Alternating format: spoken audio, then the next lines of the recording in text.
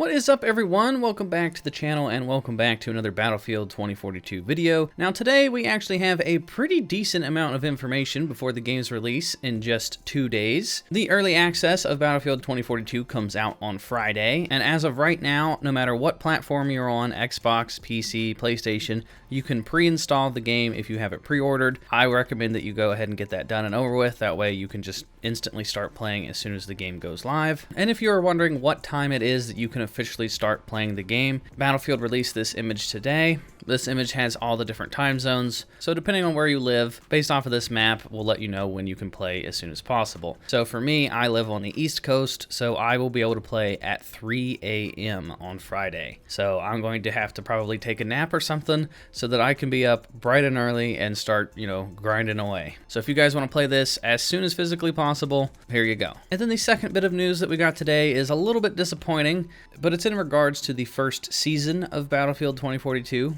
It is officially being pushed back. It's getting delayed. So this is a little disappointing, but I'm not too upset about this. I mean, the game itself isn't even out yet. I think the full game's launch will be able to hold us off for, at least 1 to 2 months. So I don't think it's that big of a deal, but they said what to expect after launch. Launch is only the beginning. We're taking a new approach to live service with not only a commitment to new content, but a goal of enhancing the Battlefield experience through seasons that will continue to evolve the world of Battlefield 2042. In our first year of live service, we will deliver 4 seasons with 4 battle passes, 4 new specialists, and new locations along with more fresh content. We also intend to deliver updates to Battlefield Portal that will give players more ways to build and share new Battlefield experiences with the world. That means for Season 1, you can expect a new specialist, battle pass, and Portal content, and maybe even some new sights to see as the story of Battlefield 2042 continues to unfold. Expect more details early next year. During the launch, we'll also kick off pre-season with weekly missions and rewards, limited time modes, featured creator spotlights, and experiences in Battlefield Portal, and more.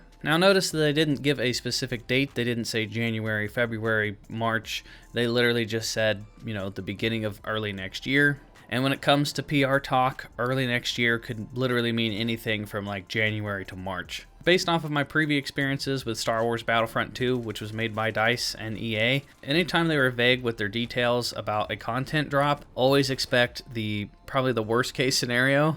Anytime they say like summer, spring, fall, always expect it to be on the back half, whatever they say. So if they say early next year, I'm probably expecting, maybe February or March. So the next bit of news we have has to do with Twitter. Battlefield has just dropped a new Twitter account that you guys can follow. It's called Battlefield Direct Communication at Battlefield.com. And they said, welcome to the Battlefield Direct Communication, or Battlefield.com for short, your guide for everything live status for Battlefield. This account will help us keep you informed on status updates, including dev updates, server status, patch details, and more.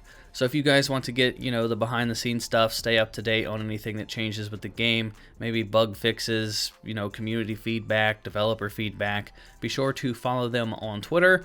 Or, if Twitter's not your thing, I will keep you guys updated on this channel. So you guys can just hit that subscribe button and I will keep you well informed on any information in regards to Battlefield 2042. I think this is a great idea. I think pretty much every video game should have something like this, because that's a lot of complaints that people have with video games, is that when the developers just go quiet and they don't say anything and they don't respond to the players, that's never really a good look. So the fact that they're releasing this Twitter account just to address a lot of the community's problems and issues and, give constant feedback, I think that's a great idea. So the next bit of news that we have today is that the Battlefield 2042 Portal editor is live on the website right now. If you go to review.portal.battlefield.com, you can go ahead and play with all the different settings for your own custom Portal modes. You can change everything from the map rotations, the weapons, the individual customization of vehicles.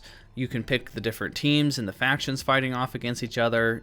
Basically everything that you're going to see Friday when it comes to Portal mode, you can go ahead and access right now. And you can go ahead and save your different playlists and stuff. That way, when you get into the actual game, you can just go ahead and load up your pre-made Portal mode and save yourself some time and go ahead and just jump right into the action. So I was playing around with it a little bit. There's a ton of different details in here. It looks really, really exciting. And because they launched this on their website today, we actually now have a full list of all the different weapons that are coming to Battlefield 2042. They're broken up into each faction, so if you go to the Battlefield 2042 tab, you can see all 22 weapons that are going to be coming to the Battlefield 2042 base game. Then they also have a tab for Battlefield 3, and it shows you all the different weapons that are going to be in Battlefield 3. And then same thing for Battlefield Bad Company 2.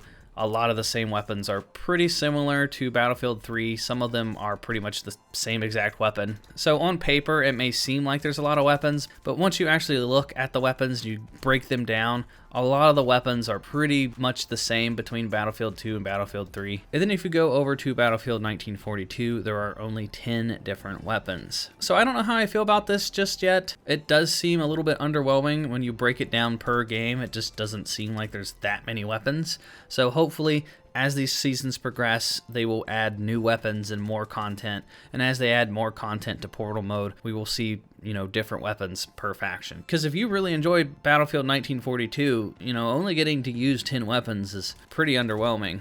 Pretty much severely limits you to what you can and can't do. And you can't swap weapons between the factions either. So you can't use Battlefield 2042 weapons with the 1942 characters. So if you're playing with the 1942 characters, you're going to be pretty limited to what you can use.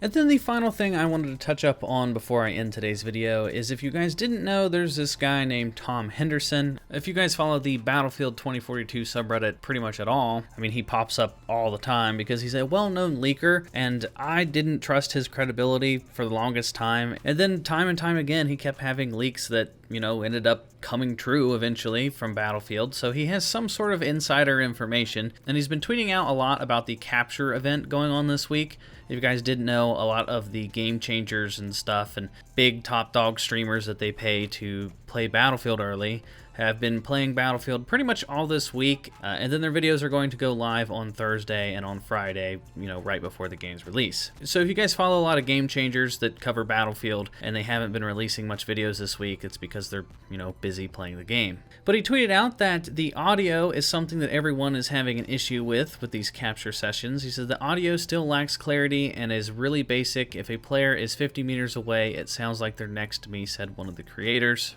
So that's definitely interesting. But then he also tweeted out that after the first capture event, some of the positives that he heard about were that there's little to no bugs in the play session. Many considered Orbital to be one of the worst maps, and that's the map that we all played on in the beta. So, I wasn't a big fan of the Orbital map in the beta. So if it only goes up from there, I'm all for it. I kind of hope that Orbital is the worst map, because that means only good things from here on. And then the negatives from the play session is that there's not a great amount of weapon selection for all-out warfare, which is the main primary mode that you're going to play in Battlefield 2042, with basically just conquest. And then he said there was bad connection problems during the event, which the bad connection problems could literally just be because it's not the full game out yet. They don't have like all the servers turned on kind of deal. It's just a sort of behind the scenes little preview event, so not too worried about the bad connection problems. So I definitely find that to be a bit interesting, but ultimately it's going to come down to our own individual opinions when the game comes out on Friday. So we're just going to have to wait and see. But let me know what you guys think down in the comment section down below. Let me know what you guys think about the weapons or the lack thereof in regards to Portal mode and all-out warfare. Do you guys want to see more weapons? Do you think they have the right amount? What do you guys think about the DLC, like the first Season 1 getting pushed back into the beginning of next year? Any and all opinions that you guys have, let me know down in the comment section. And if you guys are new here, hit that subscribe button and hit the bell for notifications. If you guys want to follow me on Twitch, I'm going to be streaming a lot of 2042 over there at SwanyPlaysGames Live. And then if you guys want to join the discussion, you can join the channel's Discord. That is found down in the description down below. And that is going to do it for me, everyone, and I will talk to you all in the next video.